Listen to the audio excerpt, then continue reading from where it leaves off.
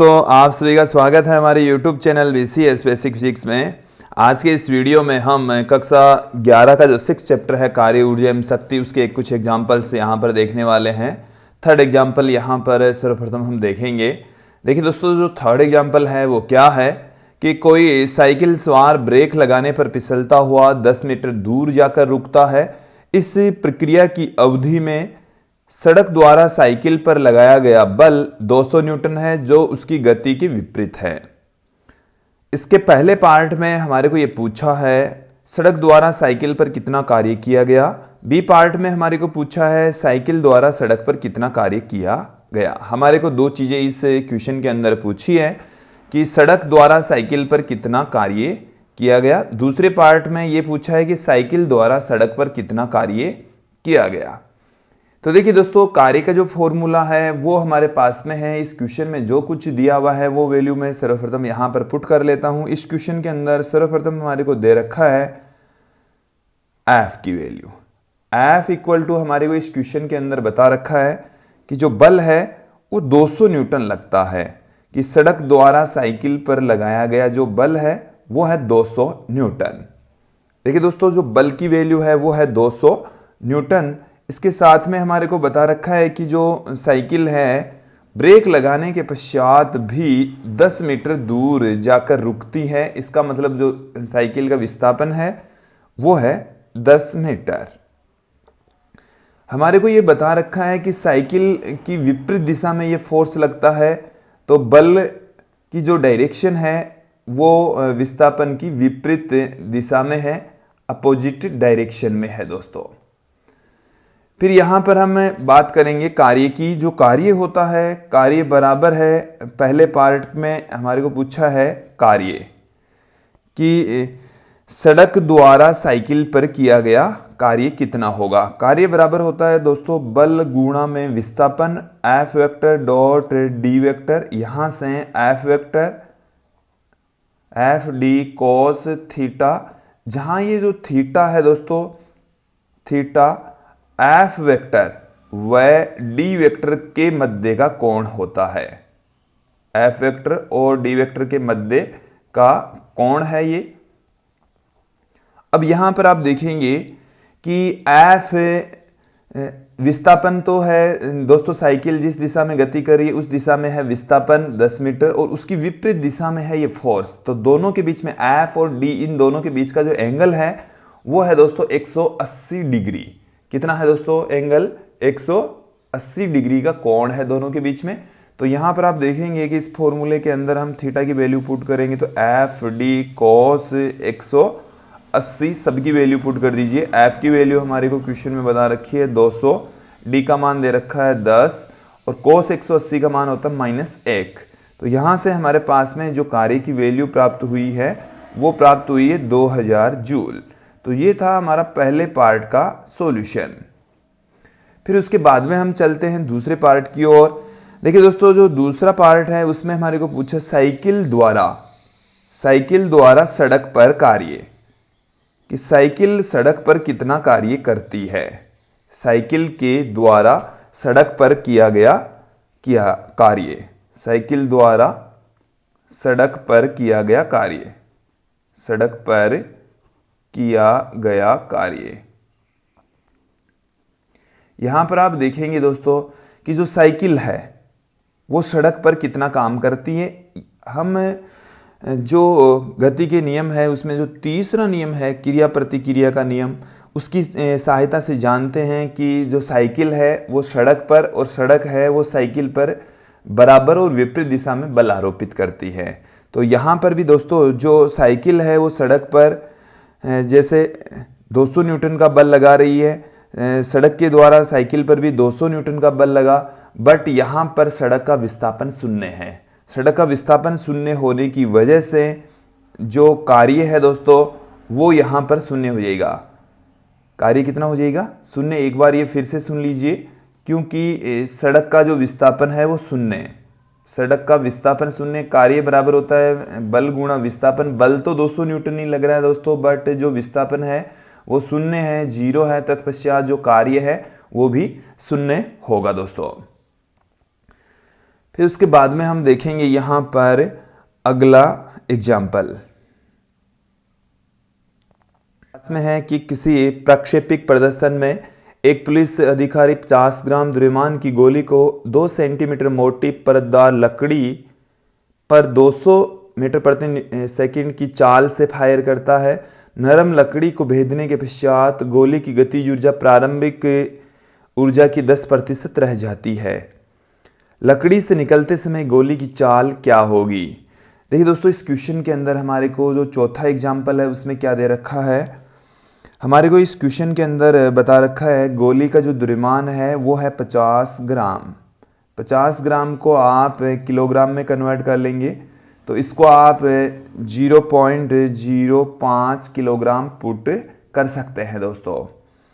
फिर उसके बाद में हमारे को इस क्वेश्चन के अंदर एक और चीज बता रखी है कि जो गोली है उसकी चाल है, हमारे को प्रारंभिक जो वेलोसिटी है दोस्तों वो बता रखी है u = 200 मीटर प्रति सेकेंड। 200 मीटर प्रति सेकेंड की चाल हमें बता रखी है और ये पूछा है कि जब गोली लकड़ी के गुटके से बाहर निकलती है तो उसकी चाल क्या होगी, ये हमें ज्ञात करना है। इसके साथ में हमारे को ये बता रखा है कि जो अंतिम गतिज ऊर्जा है, अंतिम गतिज ऊर्जा को मैं kF से कह दूं, वो प्रारंभिक गतिज ऊर्जा की 10% रह जाती है। इसका मतलब है कि अब इसका 10% हिस्सा ही रह जाएगा। तो प्रारंभिक गतिज ऊर्जा को आप 10% का मतलब हो गया 10/100। तो यहां से ये हमारे पास में आ गया KI इंटू में 0.1, तो 0.1 से इसको मल्टीप्लाई कर देंगे। हमारे को ये पूछा है अंतिम वेग लकड़ी के गुटके से जब बाहर निकलती है गोली तो उस कंडीशन में उसकी जो वेलोसिटी है वो दोस्तों क्या होगी। मैं थोड़ा सा समझाता हूँ आप लोगों को। ये हमारे पास में एक लकड़ी का गुटका है और जब इस लकड़ी के गुटके पर कोई गोली यहाँ से आ रही है तो इस गोली की जो वेलोसिटी है दोस्तों वो है 200 मीटर प्रति सेकेंड। और जब ये गोली इस लकड़ी के गुटके से बाहर निकलती है तो इसकी वेलोसिटी रह जाती है v, जो हमें ज्ञात करनी है। इस कंडीशन में जो गतिज ऊर्जा है वो है KI और इधर जो गतिज ऊर्जा है वो है KF, जो कि KI का 10% ही है, मतलब 0.1 गुणा है। तो ये हमारे पास में दे रखा है गोली की जो द्रव्यमान है वो चेंज नहीं होता है। अब यहाँ पर हम बात करेंगे कि जो प्रारंभिक गतिज ऊर्जा है, initial kinetic energy half mU², वो कितनी है 1/2। m की वैल्यू हमें दे रखी है 0.05 और जो u है उसकी वैल्यू दे रखी है 200 का स्क्वायर। तो 200 गुणा में मैं 200 इसको पुट कर देता हूं। तो जो KI की वैल्यू यहाँ पर निकल कर आ रही है दोस्तों, यहाँ से 2 संख्या पहले पॉइंट लगा हुआ है वो इससे 2 जीरो से हट जाएगा। इस 2 से इस 2 को हम कैंसिल कर देते हैं। तो यहाँ पर 5 है, यहाँ पर 200 है, तो 5 को 200 से गुणा करेंगे तो हमारे पास में आ गया 1000 जूल। तो प्रारंभिक जो गतिज ऊर्जा है वो है हमारे पास में 1000 जूल। तो जो अंतिम गतिज ऊर्जा है KF वो हमारे पास में आ जाएगी, इसको 0.1 से मल्टीप्लाई कर देंगे तो 1000 गुणा 0.1, ये हमारे पास में आ चुकी है दोस्तों 100 जूल। तो जो अंतिम गतिज ऊर्जा है वो हमारे पास में आ चुकी है 100 जूल। अब देखिए दोस्तों, जो अंतिम गतिज ऊर्जा है उसको मैं इस तरीके से पुट कर दूं, KF की वैल्यू हमारे पास में आ गई है 100 जूल। KF की जो वैल्यू है वो है 1/2 mVF का स्क्वायर इक्वल टू 100। तो यहाँ से VF की वैल्यू हमें फाइंड आउट करनी है। तो VF बराबर हमारे पास में आ गया 100 गुणा में 2/m, ये स्क्वायर अभी हम रहने देते हैं। अब इसकी यहाँ पर कैलकुलेशन देखेंगे दोस्तों कि VF बराबर हमारे पास में अंडर में वैल्यू निकल कर आ रही है, ये हमें 100 गुणा में 2 और जो m की वैल्यू है हमारे पास में वो है 0.05। 2 संख्या पहले से हम यहाँ से पॉइंट हटाएंगे तो 2 जीरो ऊपर चले जाएंगे। तो यहाँ से 2 जीरो पहले से ही पड़े हैं, 2 गुणा में ये 2 जीरो और ऊपर आ गए हैं दोस्तों, बट्टे में हमारे पास में रह जाएगा 5। तो VF बराबर क्या निकल कर आएगा 100 के अंदर जब 5 का भाग लगाएंगे तो 20 रह जाएगा दोस्तों। तो 20 गुणा में 2 गुणा में 100 ये अंडरूड में पड़े हैं दोस्तों। तो यहाँ से 100 का जो अंडरूड है वो तो आ गया 10, और इस 2 गुणा 2 का अंडरूड आ गया 2, और जो 10 रह गया तो इसका अंडरूड होता है 3.16, और 3.16 को जब 2 से गुणा करेंगे तो आ गया दोस्तों 6.32, और 10 से गुणा करेंगे तो 63.2 मीटर प्रति सेकंड हमारे पास में इसका फाइनल आंसर आ जाएगा। अर्थात जब लकड़ी के गुटके से गोली बाहर निकलती है तो उसकी जो वेलोसिटी है वो 63.2 मीटर प्रति सेकंड रह जाती है, जबकि प्रारंभिक वेलोसिटी हमारे को 200 मीटर प्रति सेकंड दे रखी है। तो दोस्तों गतिज ऊर्जा में तो 10% की ही कमी हुई, बट इसमें जो वेलोसिटी है उसमें काफ़ी ज़्यादा कमी होती है। तो ये था हमारे पास में फोर्थ एग्जाम्पल। नेक्स्ट एग्जाम्पल देखेंगे दोस्तों। अब जो अगला एग्जाम्पल है फोर्थ एग्जाम्पल, वो अब यहाँ पर हम देखने वाले हैं। इस एग्जाम्पल को एक बार समझ लीजिए है क्या दोस्तों। इस एग्जाम्पल में हमारे को बता रखा है कि कोई स्त्री खुरदरी सतह वाली रेलवे प्लेटफॉर्म पर संदूक को खिसकाती है। वह 10 मीटर की दूरी तक 100 न्यूटन का बल आरोपित करती, उसके पश्चात उत्तरोत्तर वह थक जाती है। उसके द्वारा आरोपित बल रेखीय रूप से घटकर 50 न्यूटन रह जाता है। संदूक को कुल 20 मीटर की दूरी तक खिसकाया जाता है। स्त्री द्वारा संदूक पर आरोपित बल और घर्षण जो कि 50 न्यूटन है तथा विस्थापन के बीच ग्राफ खींचिए। दोनों बलों द्वारा 20 मीटर तक किए गए कार्य की परिकलन कीजिए, कार्य की वैल्यू फाइंड आउट कीजिए। सर्वप्रथम हमारे को ज्ञात करना है इसमें बल और विस्थापन के बीच में वक्र, तथा लास्ट में हमारे को ज्ञात करना है दोनों बलों के द्वारा किया गया कार्य। मतलब आरोपित बल जो स्त्री के द्वारा लगाया जा रहा है और साथ में घर्षण बल उसके द्वारा लगाए गए कार्य का परिकलन करना है, उनकी वैल्यू ज्ञात करनी है दोस्तों। इस क्वेश्चन में हमारे को सर्वप्रथम पूछा है कि ग्राफ खींचिए, और जो ग्राफ है वो खींचना है बल तथा विस्थापन के मध्य।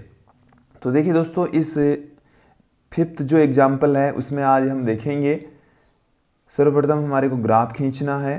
ये दोस्तों मैं ग्राफ यहाँ पर ले रहा हूँ। एक ये है हमारे पास में एक्स एक्सिस की दिशा में मैं ले लेता हूँ यहाँ पर विस्थापन, और वाई एक्सिस की जो डायरेक्शन है उस दिशा में ले लेता हूँ मैं यहाँ पर बल।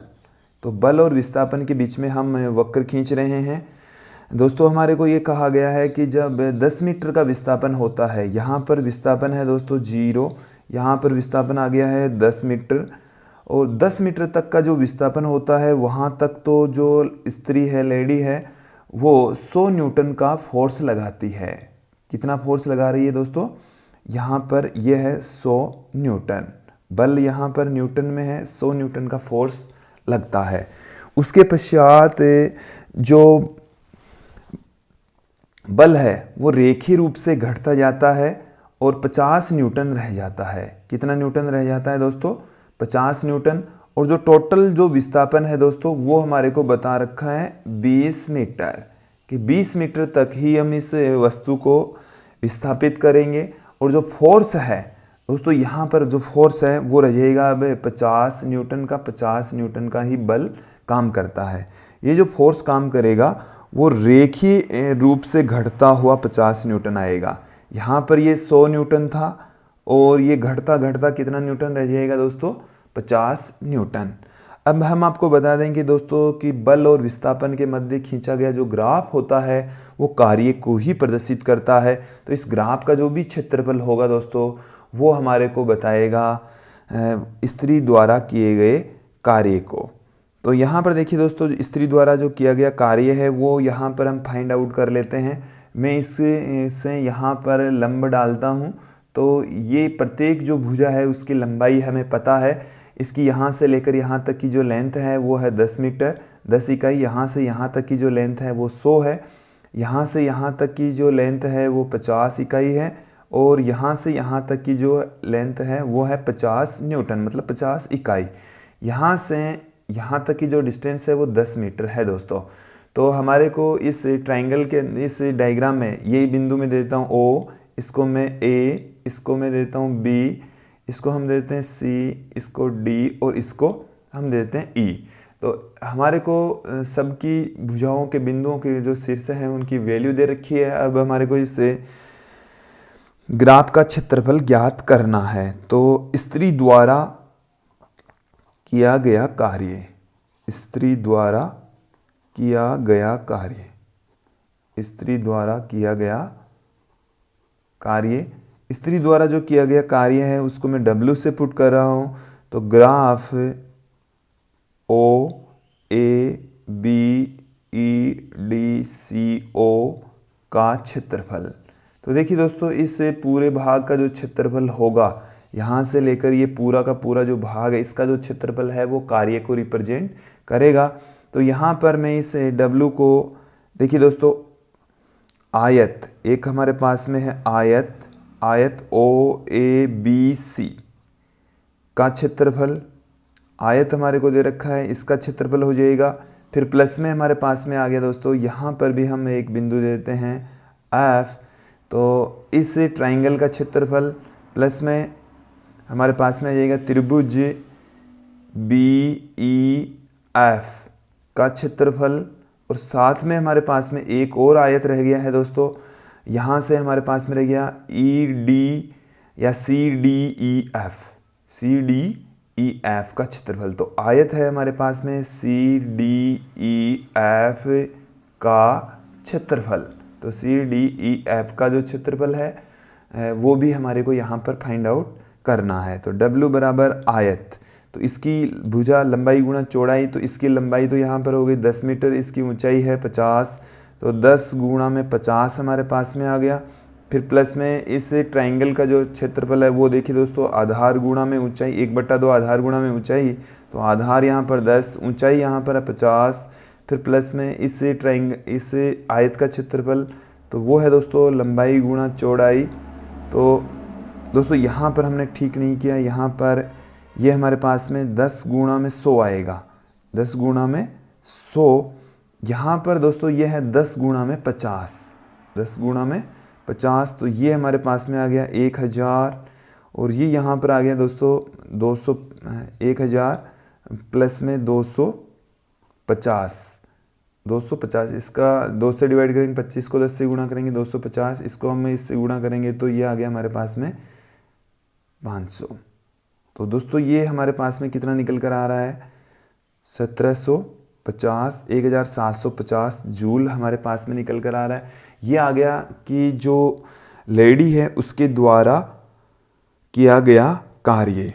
अब हम आपको बता दें कि जो घर्षण बल है उसके द्वारा जो किया गया कार्य है वो कितना होगा। घर्षण बल हमारे को इस क्वेश्चन के अंदर बता रखा है कि 50 न्यूटन काम कर रहा है। लगातार जो घर्षण बल है वो 50 न्यूटन का घर्षण बल काम कर रहा है। तो घर्षण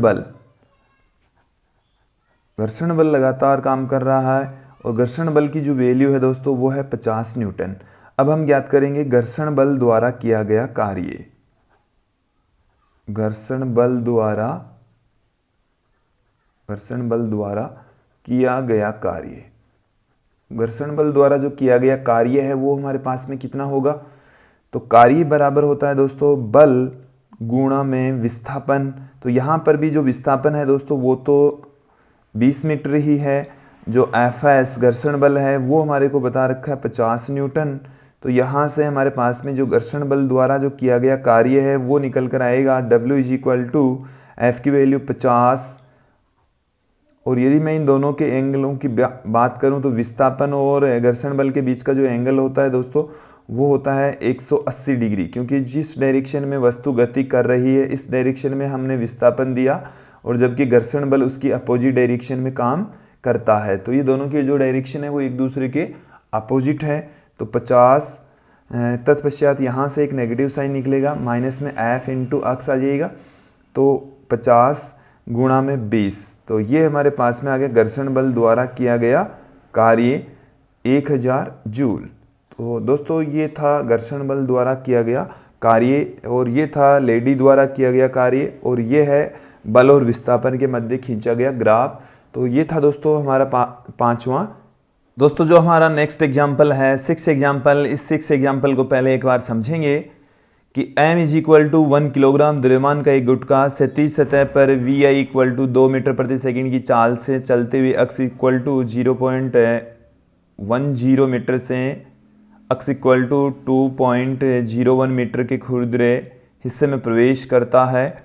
गुटके पर लगने वाला मंदक बल Fr इस क्षेत्र में अक्ष के व्युत्क्रमानुपाती है। Fr इक्वल टू माइनस के अपॉन अक्ष, हमारे को अक्ष की वैल्यू दे रखी है कि 0.1 लेस देन अक्ष लेस देन 2.01 मीटर की जो अक्ष की वैल्यू है वो 0.1 से 2.01 के बीच में है। इसके साथ में हमारे को के की वैल्यू दे रखी है 0.5 जूल। और ये देखिए दोस्तों क्या पूछा है, गुटका जैसे ही खुरदरे हिस्से को पार करता है इसकी अंतिम गतिज ऊर्जा और चाल हमारे को ज्ञात करनी है। दोस्तों पहले इस क्वेश्चन को समझेंगे, इस क्वेश्चन में क्या क्या दिया हुआ है वो भी हम यहाँ पर देखेंगे। m की वैल्यू हमारे को दे रखी है, ये हमारे पास में है एग्जाम्पल 6 और m बराबर हमारे को दे रखा है 1 किलोग्राम। 1 किलोग्राम हमें दे रखा है दोस्तों। अब यहाँ पर और क्या क्या दे रखा है, प्रारंभिक जो वेग है दोस्तों वो हमारे को vi इक्वल टू दे रखा है 2 मीटर प्रति सेकेंड। 2 मीटर प्रति सेकेंड का प्रारंभिक वेग दे रखा है और ये बता रखा है कि जब ये जो गुटका है वो एक खुरदरी हिस्से में प्रवेश करता है तो उसके ऊपर एक बल लगता है और वो जो बल है उसको हम लिख रहे हैं Fr से। उस बल का फॉर्मूला है माइनस के अपॉन में अक्ष। ये जो अक्ष है उसकी वैल्यू 0.1 से लेकर 2.01 के बीच में है। ये मतलब अक्ष की लिमिट हो गई, अक्ष की जो वैल्यू है वो यहां से यहां तक ही वेरी करती है दोस्तों। उसके साथ में ये जो k हमारे को दे रखा है इस फॉर्मूले में, इस k का मान भी हमारे को बता रखा है 0.5 जूल है। इस k की जो वैल्यू है दोस्तों वो है 0.5 जूल। अब हमारे को इसमें पूछा है अंतिम गतिज ऊर्जा। अंतिम गतिज ऊर्जा कितनी है, साथ में हमारे को ये पूछा है अंतिम वेग कितना है गुटके का। दोस्तों एक बार इस क्वेश्चन को फिर से समझ लेंगे कि हमारे पास में एक खुरदरी सतह है और इस खुरदरी सतह ये है खुरदरी सतह 0.1 से अक्ष की जो वैल्यू है जब 0.1 मीटर स्टार्ट होती है और अक्ष का मान जब 2.01 मीटर तक होता है तब तक ये खुरदरी सतह यहाँ पर रहती है दोस्तों। इस खुरदरी सतह में गुटका जब प्रवेश करता है तो इसकी जो यहाँ पर जो वेलोसिटी होती है वो दे रखी है 2 मीटर प्रति सेकेंड और जब ये यहाँ से इस खुरदरी सतह से बाहर निकलता है तो उसकी वेलोसिटी हमारे को ज्ञात करनी है। इस कंडीशन में जो गतिज ऊर्जा है वो है KI और यहाँ पर जो गतिज ऊर्जा है दोस्तों वो हमें ज्ञात करनी है। यहाँ पर आप देखेंगे दोस्तों कि जब ये खुरदरी सतह पर गुटका इस दिशा में, ये गुटका है इस दिशा में गति करेगा तो इसकी विपरीत दिशा में ये यहाँ पर एक बल काम कर रहा है, विरोधी बल काम कर रहा है, मंदक बल काम कर रहा है और इस मंदक बल के कारण से इसकी गतिज ऊर्जा में कमी आएगी। तो हमें यहाँ पर दोस्तों अंतिम गतिज ऊर्जा ज्ञात करनी है और अंतिम जो गतिज ऊर्जा है वो इस घर्षण बल द्वारा किए गए कार्य के बराबर होगी। तो यहाँ से मैं जो गतिज ऊर्जा में परिवर्तन है या जो कार्य है इस गुटके पर किया गया जो कार्य है वो गतिज ऊर्जा में परिवर्तन के बराबर होता है। गतिज ऊर्जा में जो परिवर्तन होता है उसको हम KF माइनस KI से पुट कर सकते हैं। यहाँ से हमारे पास में KF बराबर निकल कर आएगा, ये मैंने लिखा है कार्य ऊर्जा परमेय से। कार्य ऊर्जा परमेय से हमने ये फॉर्मूला लिखा है, इसी को मैं अप्लाई कर रहा हूँ। KF इज इक्वल टू हमारे पास में निकल कर आ गया KI प्लस W।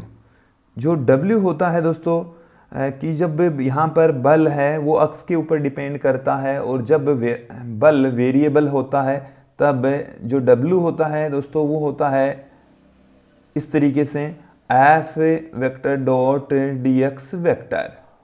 परिवर्ती बल के अधीन किया गया कार्य का जो फॉर्मूला है वो इस तरीके से होता है। यहाँ पर हमारे को लिमिट दे रखी है, कार्य का मैं फॉर्मूला यहाँ पर पुट कर दूंगा दोस्तों। तो KF इक्वल टू KI, जो KI है वो है प्रारंभिक गतिज ऊर्जा और प्रारंभिक गतिज ऊर्जा को हम 1/2 mvi का स्क्वायर इससे पुट कर सकते हैं। तो ये आ गया हमारे पास में 1/2 m VI का स्क्वायर। फिर यहाँ पर W देखिए दोस्तों क्या होगा, बल गुणा में विस्थापन। तो यहाँ पर मैं प्लस में इंटीग्रेशन में हमारे पास में अक्स की जो लिमिट है वो है 0.1 से लेकर 2.01 तक, बल गुणा में विस्थापन।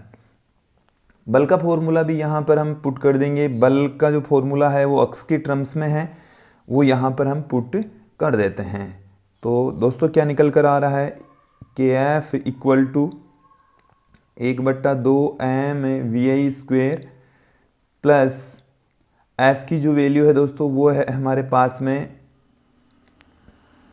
Minus K by x into dx। तो यहाँ से हाफ MVI स्क्वेयर, माइनस वाला साइन हम बाहर ले लेते हैं, इस K को भी हम बाहर ले लेंगे, अक्स रह गया। अक्स का जो इंटीग्रेशन है दोस्तों वो होता है log अक्स, और लिमिट यहाँ पर हमारे पास में है 0.1 से लेकर 2.01 तक। अब इस क्वेश्चन के अंदर हम यहाँ पर लिमिट पुट कर देंगे। जो वैल्यूज है वो यहाँ पर मैं पुट कर देता हूँ। वैल्यूज यहाँ पर जब मैं पुट करूँगा तो हमारे पास में क्या क्या निकल कर आ रहा है वो अब यहाँ पर आप देखेंगे। तो KF इज इक्वल टू हमारे पास में जो 1/2 M की जो वैल्यू है दोस्तों वो है 1, VI की वैल्यू है वो है 2, तो 2 का स्क्वायर, फिर माइनस में हमारे पास में जो K है उसका मान हमारे को क्वेश्चन में बता रखा है 0.5, और उसके पश्चात log की जो वैल्यू है वो हम यहाँ पर पुट कर रहे हैं, log 2.01 माइनस log 0.1।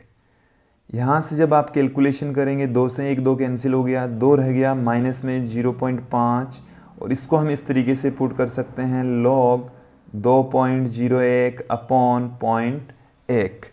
और जब दोस्तों इस log को हम कैलकुलेट करते हैं तो हमारे पास में जो वैल्यू है वो निकल कर आ रही है, यहाँ से एक संख्या पहले पॉइंट लगा है, इस पॉइंट को हटाएंगे तो एक पॉइंट इधर के सक जाएगा, 2.01 रह जाएगा।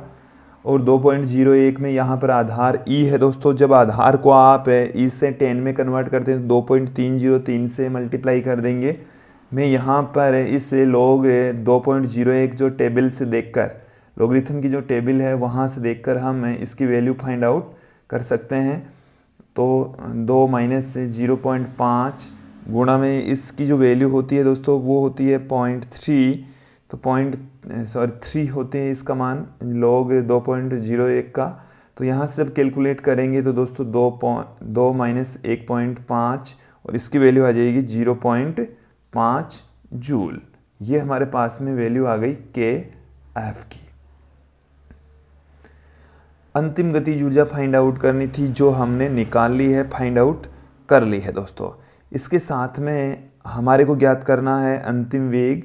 KF को हम इस तरीके से भी पुट कर सकते हैं 1/2 M VF स्क्वायर, और VF इक्वल टू हमारे पास में आ गया 2KF अपॉन में स्मॉल m का रूट।